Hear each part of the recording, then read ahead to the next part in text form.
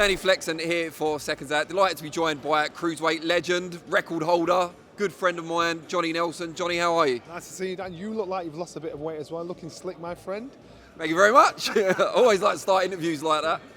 Johnny, we're here predominantly to announce the signing of Joshua Buatsi with Boxer. There's been a lot of criticism of Buatsi's lack of star power so far, if you like, that he had everything coming out of the Olympics, he's got all the talent, he's still unbeaten, but he's not a household name yet. How will this help?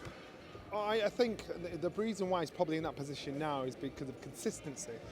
He's got to be in a position where he's fighting on a basis where the fans can follow him, follow his progress. You know all the talent's there, you know what he's capable of doing. You saw that from the Olympics through to the pros. You see this guy fight, he has all the skill in the world, but he's just not being active, which therefore it gives people an excuse to forget him.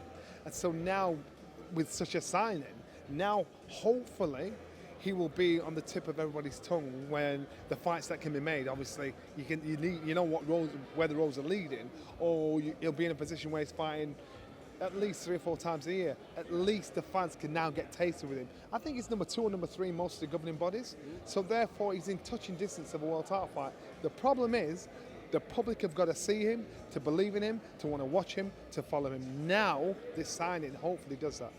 Another problem, or at least a challenge, is that the two top champions at the weight happen to be 2 of the most elite fighters in the sport at the moment, in Dmitry Bivol and Artur Beterbiev.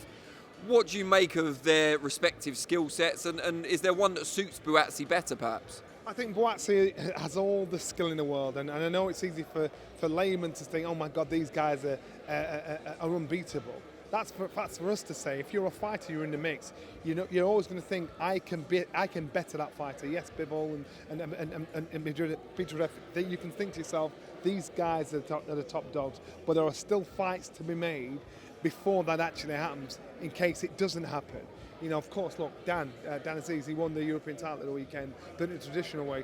You know that's a road that could cross. So there are all great fights out there. There's Yard, there's Lyndon Arp. There's so many fights out there that can be made that can actually make people get excited, raise that interest level, even before you get in to fight these big boys.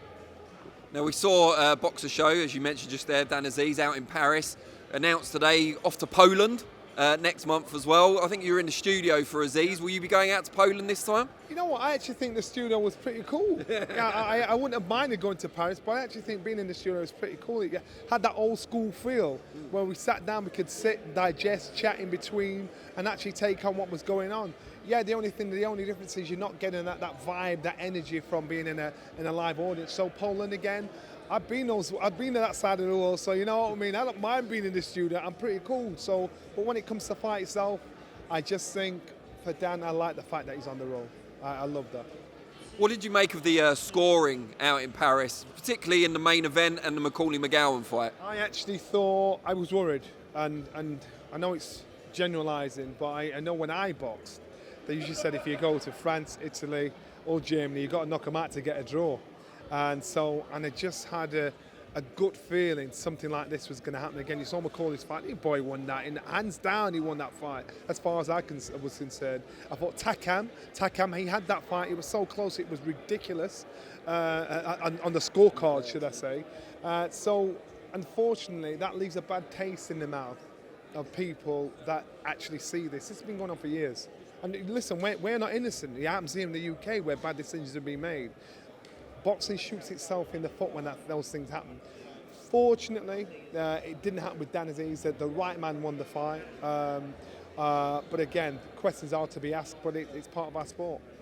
Now, I want to ask you about a few general boxing topics as well, as we usually do. But we saw Conor Benn having a bit of a back and forth on Twitter yesterday with your friend Kell Brook. What did you make of that? And will we see Benn fight in the UK again, do you think? I personally think we will. And right now we don't know what's happened. We've heard lots of talk with the WBC or WBN and the British Boxing Board of Control.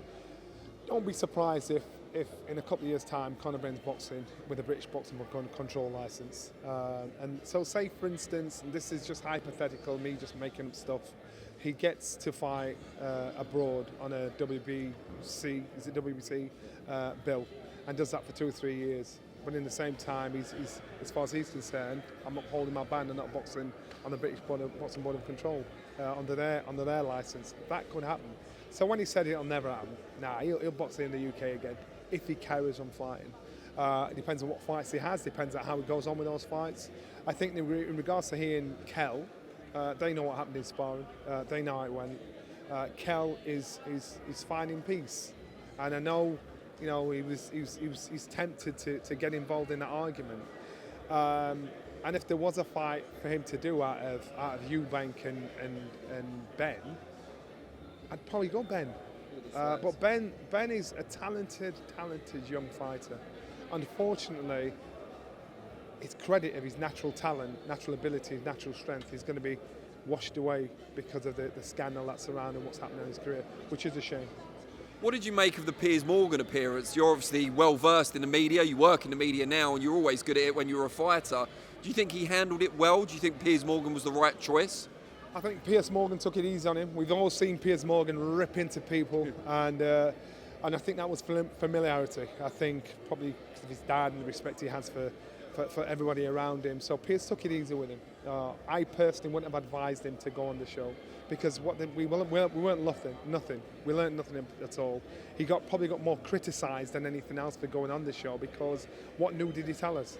And Piers let him off the hook. But you know what? He's had his say as far as he's concerned.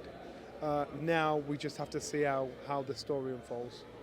And the big topic on everyone's lips this week is, of course, Tyson Fury, Oleksandr Usyk. Will they, won't they? You often say about playing the fool to catch the wise. Is that what Tyson Fury's been doing, or has he kind of outsmarted himself this week? No. He's got what he wants. 30% of the purse, he's got it. Usyk's just happy to say, yeah, let's do it, take what you want. So now it's kind of looking back on Tyson because Usyk's saying, yeah, have that. What else? Have that.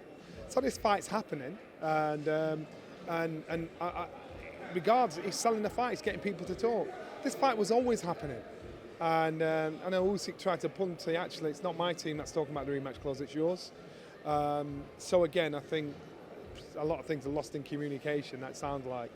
But listen, as long as the fight happens, that's what's important. You know, as a fight fan, as a broadcaster, everybody wants to see this sort of stuff, this sort of fight. And again, Tyson Fury he's proved everything. So he's put himself in the mix again to say, yeah, let's do this. And if the fight was always happening regardless, is this a case of Fury getting additional publicity for the contest by creating these kind of fake beefs and negotiating points? Fury's selling the fight. Yeah. That's what he's doing, he's selling the fight. And regardless of what you think of him, he sells the fight. Mental warfare begins long before you walk up the stairs and step in the ring. Mental warfare starts now, starts weeks ago. When you're trying to say stuff to wind up your opponent, make him think you're a madman, make him think, play the fool to catch the wise, do whatever you've got to do to get into your opponent's head. His war started now. And that's why many fighters do not understand that. Now, many fighters don't get that. But Tyson Fury, he's a master at it. And the key question, I suppose, now we know the fight is probably going to happen, who wins and why, how? I would go with Tyson Fury to win. I think they're both very unorthodox fighters, and they're both very good fighters. The smoother of the two is obviously Oleksandr Usyk. He has that pedigree, left, right, and centre. But Tyson Fury has as much skill, is as unorthodox. He has the weight, he has the size, he has everything going from it, and he has the confidence. And so that's why I'd lean towards Tyson Fury for this fight. And it may be an unpopular suggestion because people are going mad on Oleksandr Usyk. Usyk's a good fighter at what he does, but he's just good. But Tyson Fury, like it or not, for a big guy, the speed and movement he has, for a big guy to switch hit, can fight orthodox, southpaw, offensively, defensively. You know, what more can you ask for? So for such a big unit to be able to come to a fight with that on the table, you know, I'd say Tyson Fury every day of the week. And just finally, prime for prime, how would you have approached an Usyk fight? Usyk at cruiserweight, let's get it right. Johnny Nelson's not saying he comes back to fight. I'm talking back in my day when we were fighting. Oleksandr Usyk, he looks great against orthodox fighters. And we saw that against Anthony Joshua. We've seen that in other fights that he's had. Against Bellew.